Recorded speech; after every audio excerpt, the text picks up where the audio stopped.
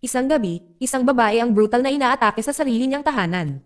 Sinubukan niyang lumaban, ngunit bumunot ng baril ang salarin at nagpaputok.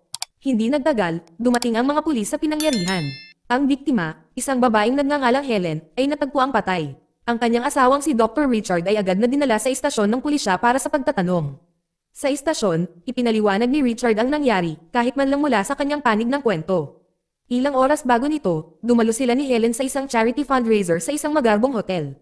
Pagkatapos ng kaganapan, sabay-sabay silang umuwi. Pauwi na si Richard, biglang nakatanggap ng tawag mula sa ospital para sa emergency, kahit na dapat ay off-duty siya ng gabing iyon. Nabigo siya dahil gusto niya sanang gugulin ang natitirang bahagi ng gabi kasama ang kanyang asawa. Gayunpaman, tumalikod siya at pumasok sa trabaho. Ayon kay Richard, nang sa wakas ay nakauwi na siya, natagpuan niya si Helen na walang malay sa sahig at sinusubukang tumakas ng salarin. Sa sumunod na pagpupumiglas, may napansin si Richard na napaka-espesipiko sa lalaking pumatay sa kanyang asawa. Ang umaatake ay may kapansanan dahil may prosthetic na braso sa isang gilid. Ito ang punto kung saan nagsisimula ng pagdudahan ng pulisya ang kanyang kwento. Para sa kanila, parang imposible. Paano magagawa ng isang lalaking may isang prosthetic na kamay na talunin ang isang malusog na babae? Mas lalong lumala ang sitwasyon nang walang makitang senyales ng sapilitang pagpasok sa bahay ni Richard. Walang sirang bintana, walang sirang kandado. Walang nawawalang mahahalagang bagay, kaya hindi mukhang ninakawan. Bukod pa riyan, natuklasan nila na ilang buwan na ang nakalilipas, kumuha si Helen ng isang malaking pulisya ng seguro sa buhay na may napakataas na payout. Dahil sa detalyeng iyon, mas lalong tumitingin ang mga pulis kay Richard. Sa huli, wala silang mahanap na matibay na ebidensya na makapagsasabi sa iba. Unti-unting lumiliit ang investigasyon hanggang sa si Richard na lang ang mapagkakatiwalaang sospek sa kanilang paningin. Kapag ang kaso ay nilitis, ang taga-usig ay maghaharap ng isa pang mahalagang ebidensya. Sapat na ito para kumbansihin ang hukom at ang hurado na nagkasala si Richard. Bago siya namatay, nagawa ni Helen na tumawag sa 911. Sa tawag na iyon, nakapagsabi siya ng ilang salita na maaaring bigyang kahulugan sa iba't ibang paraan.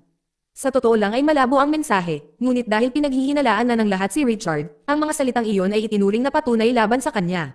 Si Richard ay hinatulan ng kamatayan. Siyempre, ang pagtupad sa sentensyang kamatayan ay nangangailangan ng oras. Habang naghihintay ng kanyang pagbitay, si Richard ay ipinadala sa isang espesyal na bilangguan kasama ang ilan pang mga bilanggo. Habang papunta roon, habang dumadaan ang bus ng bilangguan sa isang masukal na lugar, biglang nagkunwaring inatake sa puso ang isa sa mga bilanggo. Nakatago sa loob ng medyas, mayroon siyang nakahanda na matalas na sandata. Sa sobrang takot, lumapit ang gwardya para tulungan siya. Ginagamit ng bilanggo ang sandaling iyon upang umatake. Sa isang marahas na tunggalian ay sumiklab. Dahil sa kaguluhan, nawalan ng kontrol ang driver sa bus. Bumagsak ang sasakyan at nahulog sa bangin. Kahit na matapos ang isang brutal na aksidente, may ilang tao pa ring nakaligtas, kasama na si Richard. Isa sa mga gwardya, na nakakakilala kay Richard at nagtitiwala sa kanya bilang isang doktor, ay mabilis na kinalas ang kanyang posas dahil sa ngayon ay lubhang kailangan ang kanyang kasanayang medikal. Ngunit bago pa man tuluyang makapunta sa ligtas na lugar ang sinuman, nakarinig na sila ng ugong ng tren. Lumapag mismo sa riles ang sirang bus. Nagkukumahog ang lahat para iligtas ang kanilang mga sarili, tumatakbo at gumagapang palayo sa nalalapit na banggaan. Sa kritikal na sandaling iyon, sa halip na ang sarili lamang ang isipin, nanatili siya upang tulungan ang nasugatang gwardya na kakapagpalaya lang sa kanya. Dahil sa pagbangga, natanggal sa riles ang tren at nagdulot ng matinding pagkawasak. Sa kabila ng kaguluhan, nakaligtas si Richard. Hindi nagtagal, muling nagpakita ang nakatakas na bilanggo mula kanina at nag-alok ng tulong sa kanya. Ayaw niya ng pera o proteksyon, tanging katahimikan lang ang kapalit. Di nagtagal, napuno ng mga emergency crew, bumbero, at lokal na pulisya ang buong lugar ng banggaan. Dumating ang isang marshal ng US na nagngangalang Detective Samuel Gerald upang kontrolin ang pinangyarihan. Ang gwardya na naging sanhi ng pagtakas ay napapalibutan na ng mga opisyal at buong pagmamalaking sinasabing iniligtas niya ang isang bilanggo. Batay sa kanyang pahayag, idineklara ng mga lokal na awtoridad na patay na ang lahat ng mga bilanggo. Hindi naniniwala kahit isang salita si Gerald dito. Agad niyang naramdaman na may mali at napagtanto niyang isa sa mga bilanggo ay buhay pa at tumatakbo. Nagsisimula ang isang buong paghahanap. Samantala, buong gabing naglilibot si Richard sa kagubatan at sa wakas ay narating niya ang isang residential area. Pagod, sugatan, at nakasuot pa rin ng damit pang bilanggo, kailangan niya ng pagbabalat tayo. Lumalala na ang sugat niya sa tiyan, kaya dumiretso siya sa pinakaligtas na lugar para gamutin ang sarili at magtago sa isang ospital. Hinala ni Gerald na nasaktan si Richard kaya nagpadala siya ng mga opisyal para magpatrolya sa mga kalapit na pasilidad medikal. Inaasahan na ito ni Richard. Nag-ahit siya, kumuha ng damit mula sa isang walang malay na pasyente, at binago ang buong anyo nito. Habang palabas siya, aksidente niyang nadaanan ang isa sa mga opisyal na itinalagang hanapin siya. Pero dahil sa pagbabalat kayo, hindi siya napapansin. Sa labas, may nakaharang na ambulansya na umaandar pa rin ang makina. Sumakay si Richard at nagmaneho palayo bago pa may makahalata sa nangyayari. Kasabay nito, pinalawak ni na Gerald at ng kanyang pangkat ang kanilang paghahanap. Tinatap nila ang bawat telepono ng mga taong malapit kay Richard sa pag-aakalang maaaring humingi ito ng tulong. Maya-maya lang ay may dumating na ulat. Nawawala ng ambulansya ang isang kalapit na ospital. Hindi nagatubili si Gerald at agad na nagutos ng paghabol. Hindi nagtagal at nakita nila ang ninakaw na sasakyan. Hinaharangan ng mga pulis ang mga kalsada at inilalagay ang mga sasakyan sa unahan niya. Nakikita ni Richard ang isang lagusan sa unahan. Maaaring ito ay isang patibong o huling pagkakataon niya. Ang magkabilang dulo ng tunnel ay selyado ng mga unit ng pulisya. Dahil wala nang mapupuntahan, nanigas ang ulo hanggang sa biglang nakaisip si Richard ng isang desperadong ideya. Maya-maya pa, hinalugog ng mga pulis ang inabando ng ambulansya. Bukas ang mga pinto, bakante ang upuan sa driver at nawala na si Richard. Pinag-aralang mabuti ni Gerald ang eksena. Ipinapalagay ng karamihan sa mga opisyal na nakatakas si Richard nang naglalakad papunta sa liblib na lugar. May napansin si Gerald na hindi nila napansin, isang alulod para sa bagyo. At sa unang pagkakataon, alam niya kung saan eksaktong nagpunta si Richard. Habang tumatakas, sinubukan ni Richard na ihagis ang kanyang Amerikana sa kabaligtaran na direksyon para lituhin ang mga pulis. Isa itong simpleng trick at hindi ito nalinlang ni Detective Gerald. Hinati na niya ang kanyang koponan sa dalawang grupo at hinuhulaan na niya ang mga galaw ni Richard bago pa man mangyari ang mga ito. Si Richard ay dumadaan sa mga paliko-likong daan at ang landas ay magaspang at madulas. Habang hinahabol siya, nawala ng malay si Gerald at natambak, nalaglag ang baril niya. Doon na sa wakas nagharap ang dalawa. Tinutukan siya ni Richard ng baril, pagod at nakulong. Pero sa halip na gamitin ito, desperadong pinili niyang tumakbo. Mayroon siyang perpektong pagkakataon na makabaril, ngunit hindi niya ginawa. Bumunot si Gerald ng karagdagang sandata at nagpatuloy ang habulan. Tumakbo si Richard hanggang sa marating niya ang isang dead end. Tumanggi pa rin siyang magpaputok dahil sa kaibuturan niya ay hindi naman siya mamamatay tao. Dahil wala nang mapupuntahan, tumalon si Richard mula sa isang napakalaking dam. Napakataas nito kaya naman inaakala ng bawat opisyal na nakatingin na patay na siya. Kung may iba pang nangunguna sa kaso, doon na sana natapos ang paghahanap. Sa kabila ng lahat ng pagsubok, nakaligtas si Richard. Ang malamig na tubig, ang pagbagsak, at ang mahabang paglangoy ay labis na nagpapahina sa kanya. Pagdating niya sa lupa, nanginginig na siya ng hindi mapigilan. Nagtatago siya sa isang tumpok ng mga dahon para lang mainaitan. Habang siya'y natutulog, may mga alaala na bumabalik sa kanyang isipan. Mga alaala ng paghabol sa tunay na mamamatay tao. Sa sandaling iyon, ang pagdududa ay naglalaho at ang katotohanan ay tila mas malinaw kaysa dati. Walang kasalanan si Richard. Nang makabawi na siya ng kaunting lakas, nagpatuloy na siya sa paggalaw. Sa loob ng kanyang bulsa ay may pitaka na may sapat na pera para sa pansamantalang matutuluyan. Para hindi siya makilala, binago niya ang kanyang hitsura at kinulayan ang kanyang buhok. Sa halip na tumakas patungo sa isang liblib na lugar, bumalik si Richard sa lungsod. Determinadong patunayan ang katotohanan. Kinabukasan, naghanda si Gerald at ang kanyang koponan ng isang taktikal na pag-atake. Habang nagaganap ang operasyon, isa sa mga opisyal ni Gerald ang dinakip bilang bihag. Sa karamihan ng mga kaso, kasunod nito ang isang negosasyon. Kabaligtaran ang ginagawa ni Gerald. Walang pag-aalinlangan, nagpaputok siya at kinontrol ang sitwasyon. Lumalabag ito sa protokol at nabigo ang kanyang koponan. Pero ipinapakita rin ito kung sino siya, isang taong walang gagawin para matapos ang isang habulan na nangangahulugang lalong nagiging mapanganib ang sitwasyon ni Richard. Pagbalik sa lungsod, kinausap ni Richard ang kanyang dating abogado, umaasang makakakuha siya ng kaunting pera o suporta. Tumanggi ang abogado dahil sa takot, at kahit ang maikling pag-uusap na iyon ay sapat na upang maalerto ang mga pulis. Dahil wala nang ibang pagpipilian, bumaling si Richard sa isang taong inaasahan niyang mapagkakatiwalaan pa rin, isang dating kaibigan at kapwa-doktor na nagngangalang Charles. Maikli lang ang kanilang pagkikita. Sapat lang na pera ang hiniling ni Richard para makapagpatuloy, at dali-dali siyang umalis dahil ayaw niyang madamay ang kaibigan sa kaguluhang nakapalibot sa kanya. Habang nagpapatuloy ang paghahanap kay Richard, lalong nagiging mausisa si Detective Gerald tungkol sa kanya.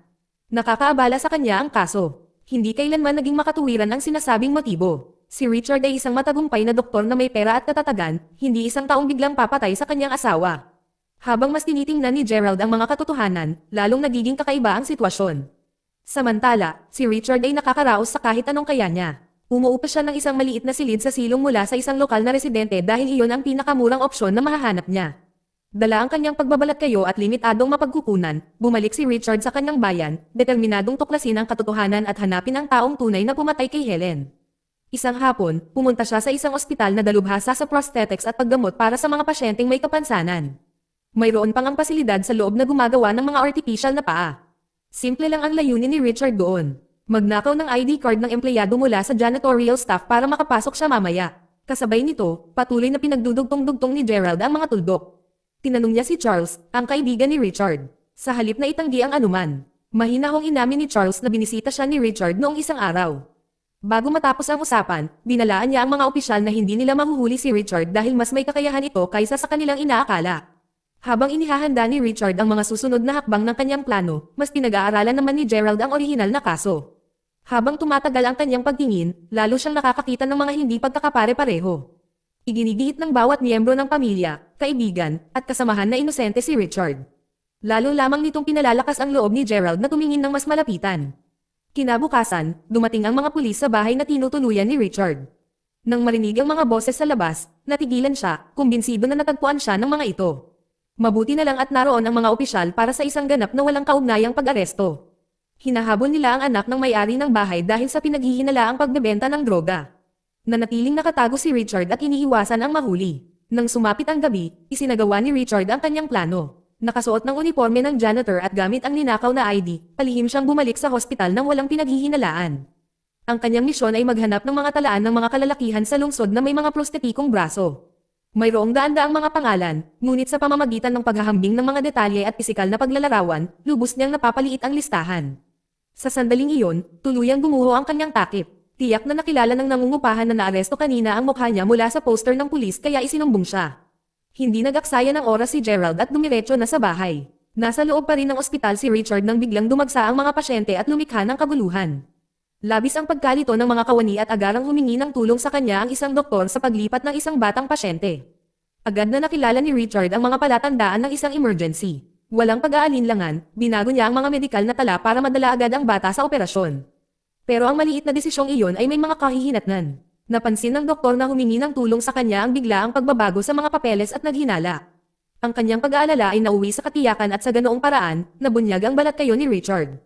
Hindi nagtagal pagkatapos ng kaguluhan sa hospital, dumating si Gerald, ngunit wala na si Richard. Sa puntong ito, hindi na basta-basta hinahabol ni Gerald ang isang takas. Sinusubukan niyang intindihin kung ano ang hinahanap ni Richard. Kung kalayaan lang ang gusto ni Richard, pwede sana siyang maglaho sa kanayunan o tumakas palabas ng bansa. Sa halip, patuloy siyang bumabalik sa mga lugar na may kaugnayan sa kaso. Saka mas magiging malinaw ang sagot. Natuklasan ni Gerald ang ospital na nakalaan para sa mga prosthetic na pasyente. Doon nagsisimulang magkaroon ng katuturan ang lahat. Hindi tumatakbo si Richard. Nag-iimbestiga siya. Batay sa mga talaan ng ospital, mayroon lamang 5 lalaki sa lungsod na tumutugma sa pisikal na paglalarawan ng pumatay. Sinimulan ni Richard na abutin ang bawat isa. Patay na ang isa. Ang isa pa ay nakakulong matapos ang isang nabigong pagnanakaw sa bangko. Ang pangalawang lalaking iyon ang naging susunod na target ni Richard, kaya dumiretso siya sa pasilidad kung saan nakakulong ang sospek. Ang problema, puno ng pulis ang buong lugar. Nakapasok si Richard sa loob matapos ang ilang pagsilip. Kalaunan ay naabutan niya ang sospek at agad na napagtanto na maling tao pala ang kasama niya. Walang pag-aalinlangan, tumalikod siya at sinubukang umalis bago pa may makapansin. Ang bigla niyang paggalaw ay nakakuha ng atensyon ng isang gwardya. Pagkatapos, habang pababa ng hagdan, diretsyong nakasalubong ni Richard si Detective Gerald. Tumakbo palayo si Richard. Pagdating niya sa lobby, gumamit siya ng desperadong taktika para pigilan ang mga pulis na humahabol sa kanya. Sandaling gumana ito, ngunit nang mawala ang kalituhan, lahat ng opisyal sa gusali ay sumama sa paghabol. Sa labas, isang napakalaking parada ang nakaharang sa mga kalsada. Libu-libong tao ang bumaha sa mga kalye at nawala si Richard sa gitna ng karamihan bago pa man maabutin ng mga pulis. Mabilis kumalat ang balita, isang nahatulang mamamatay tao ang muling nakatakas at nakalusot sa mga awtoridad. Pagkatapos magpahinga at magpalit ng damit, bumalik si Richard sa kanyang paghahanap kinabukasan. Isang pangalan mula sa kanyang listahan ang hindi kailanman sumagot sa telepono. Kainahinala ang katahimikang iyon. Pinuntahan niya ang address na konektado rito at totoo nga, may pulis na nakaistasyon doon. Tiyak na nahulaan na rin ni Gerald ang parehong galaw. Hindi sumusuko si Richard. Palihim siyang umikot sa gusali at pilit na pumasok sa loob sa likod. Ang kanyang natuklasan ay nagpapatunay sa lahat ng kanyang hinala. Sa loob ng isang drawer ay makikita ang mga larawan ng lalaking pinaniniwalaan ni Richard na pumatay kay Helen. Kasama ang isang prostetikong braso na kapareho ng nakita niya noong nagpupumiglas siya sa kanyang tahanan. Ngunit pagkatapos ay dumating ang isang pagkabigla. Sa mga litrato, may nakita si Richard na mas malala pa. May mga larawan na nagpapakita ng pumatay kasama ang isang taong kilalang-kilala ni Richard. Isang matalik na kaibigan, isang mapagkakatiwalaang kasamahan, isang mahusay na nagngangalang Dr. Alex. At noong gabing namatay si Helen, tinawagan lang si Richard sa ospital dahil sinabi ni Alex na mayroon itong agarang gawain. Pagbalik sa opisina, biglang nakatanggap ng tawag si Detective Gerald. Noong una, inakala ng lahat na isa lamang itong biro mula sa isang nagpapanggap na si Richard, ngunit sa pagkakataong ito ay siya na talaga. Mahina hong ipinaliwanag ni Richard na nalutas na niya ang kaso ng pagpatay sa kanyang asawa. Agad na sinimulan ng mga pulis ang pagtugis sa tawag. Sinadya ni Richard na panatilihing bukas ang linya. Gusto niyang pumunta si Gerald sa pinangyarihan at makita mismo ng sarili niyang mga mata ang ebidensya. Pagdating ni Gerald, maingat niyang sinuri ang lahat. May mga litrato, ang teleponong ginamit ni Richard, at mga bakas na malinaw na nag-uugnay sa bahay sa investigasyon. Pero pumasok ang may-ari ng bahay. Ang pangalan niya ay Sykes, at siya rin ang lalaking pinaniniwalaan ni Richard na pumatay kay Helen. Sa kabila ng pagiging napapaligiran ng mga tagapagpatupad ng batas, si Sykes ay kumikilos ng kalmado at may kumpiyansa. Ang tono niya, ang kilos niya, lahat ng sinasabi niya ay ginawa para magmukha siyang inosente. Hindi ito ang unang pagkakataon na naiugnay ang kanyang pangalan sa pagpatay. Isang taon na ang nakalilipas, tinanong siya ng mga pulis, ngunit mayroon siyang matibay na alibay at umalis nang hindi nagalaw. Nakikinig ng mabuti si Gerald. Hindi tugma sa katotohanan ang paraan ng pagsasalita ni Sykes. Parang may mali, sa halip na pakawalan siya ng malaya, nagtalaga si Gerald ng isang pangkat ng mga nakabantay upang bantayan ang bawat galaw niya sa susunod na 48 oras. Samantala, muling kinausap ni Richard si Charles at ibinahagi ang lahat ng kanyang natutunan. Ayon kay Richard, si Dr. Alex ang nasa likod nito. Nakabuo si Alex ng isang bagong gamot at natuklasan ni Richard ang mga mapanganib na epekto na maaaring sumire sa proyekto. Para protektahan ang droga at ang mga kita nito, naniniwala si Richard na pinagbintangan siya ni Alex para sa pagpatay. Ibinasura ni Charles ang akusasyon at ikinatwiran na wala sa mga ito ang makatuwiran, lalo na't patay na si Alex. Hindi nagtagal pagkatapos ng usapang iyon, hinarang ni Gerald si Charles. Kahit papaano, alam na niya na nag-usap sila. Tinanong siya ni Gerald tungkol kina Sykes at Alex, ngunit itinanggi ni Charles na kilala niya ang alinman sa kanila. Mas lalo lang nagpapahinala sa mga bagay-bagay ang sagot niya. Ang tunay na dahilan kung bakit kinontak ni Richard si Charles kanina ay hindi lang para makipag-usap. Kailangan niya ng daan papunta sa laboratorio ng ospital kung saan nakaimbak ang kanyang lumang pananaliksik. Kumuha siya ng isang lumang sample at dinala ito sa isang pinagkakatiwalaang kasamahan para sa pagsusuri. Kinumpirma ng mga resulta ang kanyang mga kinatatakutan. Ang sample ay pinakialaman, binago ng isang tao upang makapasa ang gamot sa pagsusuri ng pag-aproba. Sandaling nakumbinsi si Richard na si Alex ang may pananagutan dahil siya mismo ang likha ng formula.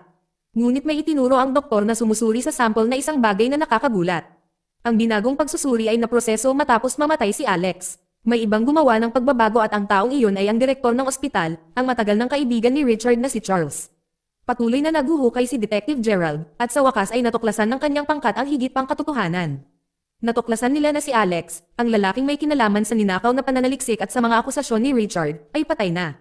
Ang mas nakakagulat pa, malapit sina Alex at Charles. Kung totoo iyan, bakit nagsinungaling si Charles habang tinatanong?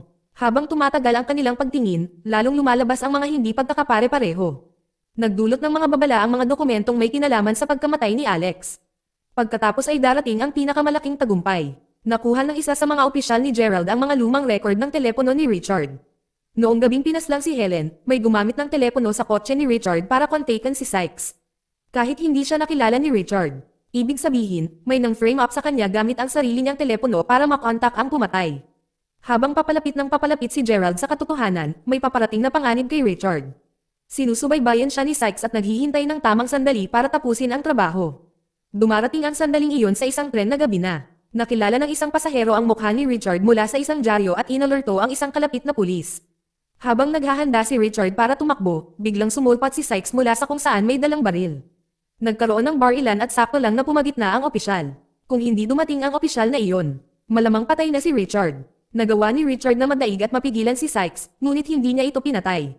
May dahilan kung bakit maaaring ginawa ni Sykes ang krimen, ngunit hindi siya kailanman naging mastermind. Sa kasamaang palad, bago nawalan ng malay, nagawang tawagan ng opisyal ang lokasyon ni Richard sa radyo. Ngayon, naniniwala ang buong lungsod na napatay ni Richard ang isang pulis habang tumatakas ito. Mas lalong nagiging matindi ang manhunt. Nang gabing iyon, pumunta si Richard sa isang marangyang hotel kung saan nakatakdang magsalita si Charles sa isang medikal na komperensya. Pagpasok pa lang niya, pinalibutan na agad ng mga pulis ang gusali at naghandang pabagsakin siya. Nagmamadaling pumasok si Gerald, umaasang mapipigilan ang isang nakamamatay na pagkakamali. Sa loob, sa wakas ay hinarap ni Richard si Charles. Ang paglalantad ng mga side effect ng gamot ay maaaring sumire sa kumpanya at magkagastos ng milyon-milyon. Para protektahan ang kanyang sweldo, pinasyahan ni Charles ang pagpatay kay Helen at tiniyak na si Richard ang mananagot. Si Charles ay kumikilos ng kalmado, may tiwala sa sarili, at walang pakialam. Niyaya niya si Richard na mag-usap ng pribado sa isang silid ng hotel, ngunit nang makapasok na siya, bigla siyang umatake. Isang marahas na labanan ang sumiklab. Kalaunan ay nakamit ni Richard ang kalamangan, kaya napilitan si Charles na umatras. Bago pa matapos ang komprontasyon, isang helikopter ng pulisya ang dumating sa labas ng bintana. Dahil opisyal ng pag-anti si Richard, handang-handa ng barilin ang mga opisyal. Itigil na ang helicopter. Sakto lang ang pagdating ni Gerald sa pinangyarihan at inutusan silang huminto.